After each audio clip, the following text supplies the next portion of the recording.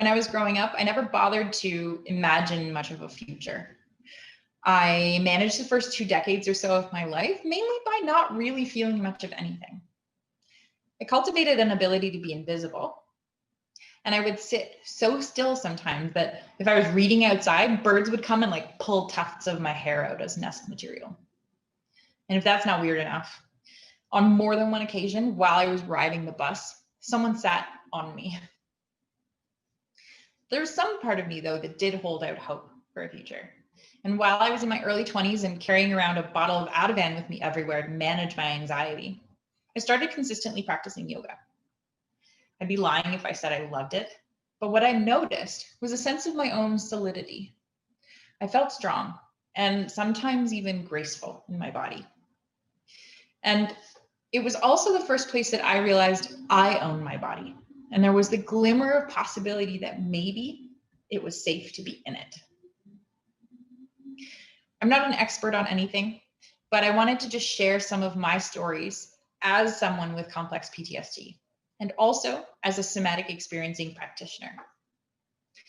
In my trauma work practice, I often see people who have been fired by other therapists, where they can't figure out how to get at the trauma root patterns, where they come to me with these feelings of shame at having sought help and being deemed unfixable. That's a feeling that I know on a personal level, and I wouldn't wish it on anyone. I want people living with these symptoms to know that it's not because they're not trying hard enough, and it's not because they're character flaws. We live in a culture that's largely dissociated body from mind. And mental health professionals and health professionals often don't recognize trauma when it shows up in the form of inexplicable or recurring physical symptoms. A decade ago, I hadn't really looked closely at my own trauma history. I had a lot of anxiety and I had frequent fainting spells. But in some ways, I was also pretty high functioning. I made a decent living. I owned my own house and car. When it came to focusing on my healing materially, I ended up losing everything. Now my ex owns my car and my partner owns the home that we live in. But I'm just grateful that I have their support and I have access to those things. Some people aren't so fortunate. For me, the biggest loss that I experienced as a result of healing from trauma is becoming estranged from my entire family of origin. There came a point where I had to choose between them or living my own healthy life, and I chose me. I love my body, and I'm proud of the way that it has carried my stories. And I take great pride in taking care of myself now. But I also realize I'm privileged that I have the access to these resources. I live in a really safe and highly walkable community. I owned a yoga studio for almost a decade, and I have the means to buy and create food that's healthy for me. And even in the time that I've been invested in my health, I've experienced a number of serious health issues. There was a period where I had an intense, continuous headache every single day for more than a year. And there was another phase where I would eat something and then be so sick immediately afterwards. I couldn't absorb any nutrients. And of course, the diagnosis that I got for that was this like nothing burger term that we use called IBS. Maybe you've heard of it. I've seen a lot of specialists. I've had blood tests done, MRIs, ECGs, ultrasounds, and I've also been told there's nothing wrong with me. And I know that medical professionals mean well and they're meaning to dispel fear. But for me, I always felt ashamed when they said that. Like, are you telling me that I'm just making up what I'm experiencing?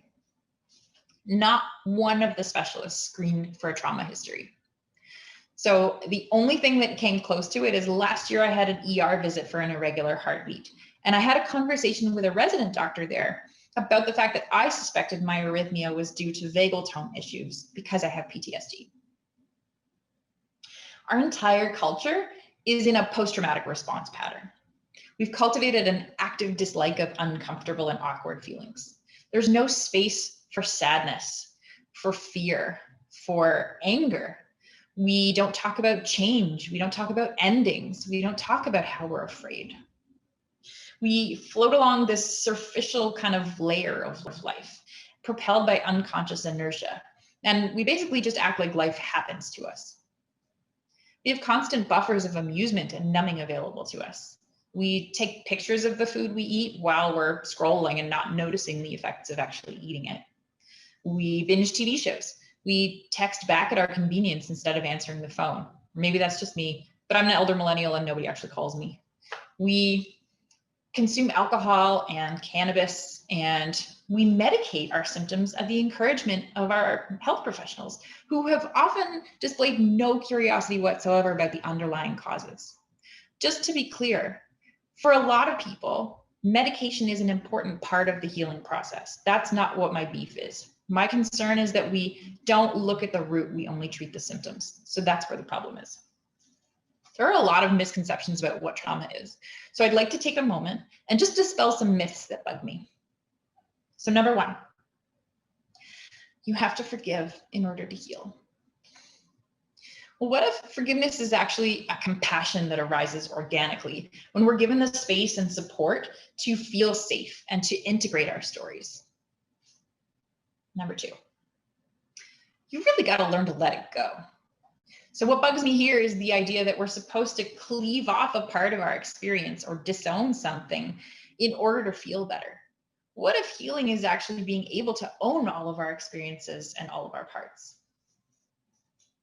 Number three, once you've dealt with something, you'll never have feelings about it again. So the technical term for this is that's a dead person's goal. So basically what we're saying is, as a human, life will always include ups and downs, expansion and contraction. You will have feelings about things. That doesn't have to do with the failure of your healing process. The fourth myth is therapists have their shit together and are just way better at humaning than the rest of us. What if therapists are also just people and they have their own lives and their own emotions and their own stories? Here's what I know to be true about trauma and healing from trauma. The first thing is healing is messy. It is non-linear. It adheres to no one's schedule. It's like if you decided to reorganize all your kitchen cupboards. So you start by basically just like pulling everything off every shelf, and it's all over every surface, and you look at it all and you take stock, and it's daunting. And you think, how did I even fit all this stuff in here? And then the next thought is, how am I going to put it all back? And the way you do that is by looking at each thing one at a time and intentionally choosing where you put it. The second thing I want you to know is there's no one modality that suits everyone. What is more important than the style or the discipline that your practitioner uses is that you cultivate a relationship of trust and candid rapport with each of your practitioners. The third thing I want you to know is trauma lives in your body. And so cultivating a friendly relationship to your physical self is a keystone of healing. You can't ignore it. Often, traditional talk therapy accidentally reinforces a lot of trauma patterns. And the reason why is because we get locked into this dance where we tell the story. And then when we tell the story, we have the same physiological response as the initial event. And that we just get into this loop. We tell the story, we have the physiological response to it. And then we wonder why we don't feel better. Somatic experiencing is a little bit different. If you're interested in more information about that, the Somatic Experiencing Trauma Institute website is traumahealing.org. If you choose to pursue healing from trauma, the onus is on you as an individual to find the resources to do so. Here in Canada, we support a basic platform of universal healthcare. So if I have chest pain, I don't browse the listings of doctors and then send off a couple emails and see who gets back to me. I go to the hospital and I'd be treated. But we treat mental health as if it's a different thing than physical health. It's separate, it's unrelated. And I would say that our cultural beliefs are shown in the language that we use. We say things like mind over matter, but you can't use mind over matter to treat a heart attack. And we shouldn't be using it to treat trauma responses either. For most people, the cost of seeing a therapist is prohibitive. Even if you have coverage, you're still going to end up paying out of pocket in order to maintain the frequency that's required to build a relationship with this person. Healing from trauma also requires other types of support. You need support from people who are going to teach you body awareness and how to take care of your body. You need support for people who teach you what it is to maintain healthy relationships and healthy boundaries. You need support from people who can teach you financial literacy to empower you to make decisions about your future. When people experience events that create a trauma response, they aren't necessarily going to just magically feel better by being placed in a safer environment. Their nervous system doesn't even know they're in a safer environment if they're in a trauma response. My nervous system attunes really well to chaos. The general expectation when I was growing up and into my early adulthood was that I never knew what was going to happen next. So looking out for myself was really important because I was never sure who else I could rely on, and life can change in an instant. I actually really love the life that I have now, and the people who are in my life are awesome and wonderful. But learning how to remap the neurological patterning that I have for affiliating with other humans is a much slower and more challenging process. I have a lot of ups and downs in my close relationships, and sometimes I just don't feel very securely attached to them. Our autonomic nervous system is designed with a negativity bias, right? So if you think about it from a survival standpoint, we don't really need advance notice of something good that's about to happen. But having advance notice of something potentially dangerous could mean the difference between life or death. So basically, our implicit intelligence systems filter out information that doesn't seem relevant to responding to a threat, and it hones in on the things that might be. For those of us who've experienced events that have created a trauma response, those parts of our nervous system are just really sensitively calibrated, and they're a little bit harder to shift. The term for the way that we see or gauge safety in our environment is neuroception. And neuroception is actually something that you can change how you experience it and how you measure safety in your environment. But it takes skills, and it takes patience, and it takes a lot of support. So the intelligence of our nervous system is really deeply invested in managing and preventing survival threats. Learning how to feel safe in your body has to be done in a titrated way until we have the capacity to tolerate feelings of safety for longer. We can only do it a little bit at a time. When you begin, it might feel like every second that you invest in paying attention to something pleasurable is a second that you're not paying attention to a potential threat. So what I do in my work is I support people while they remap their nervous system's capacity to tolerate feelings of safety and to learn how to better gauge safety or danger in their environment and have more appropriate responses to it. Let me tell you a little bit about the nervous system. If you want to know more about it, you should be looking up Stephen Porges' polyvagal theory, but this is just a tiny primer. So when we're challenged or there's novelty in our environment, our body creates activation in order to mobilize our muscles to perform whatever task is being asked of us. And so that might include fight or flight as a response. So you may have heard of that term before. In order to turn that response down, we need to look at the clues from the mammals that we're being asked to interact with. Are we sure that they're safe? What are the clues in their face expression, in their vocal tones, in their gestures, in their body language? Do we think they're safe? Your body creates a sensation response to people that we do know are safe. And this is important information because this is how we learn how to feel those safe, secure attachment connections. There's another piece to our autonomic nervous system. Evolutionarily, it's older than our attachment system. And it's older than the fight or flight responses as well. So sometimes when our body is called to respond to something, our own physical mobilization isn't enough. Whatever the threat is, it's not something we can physically leave or defend ourselves against. So the next best thing that we have available to us is to dissociate or freeze. And we basically tune out or leave our senses so that we're very still, we're conserving our life force, and we're just hoping that the danger or threat will pass. I should point out here, this is not a cognitive choice that we're making. Our nervous system doesn't consult the logical processes that live in the front of our brain. It happens in a fraction of a second. And I want you to remember that the next time you hear someone ask an assault survivor, why didn't you just run? See, I'm flustered by thinking about that because it's really important to me. So story always follows state. Before we have a thought, we have to have an experience. And when we have an experience, we have a visceral response to it, a felt sense. And then we apply the thought in order to make sense of the experience and apply it to the context of our life story.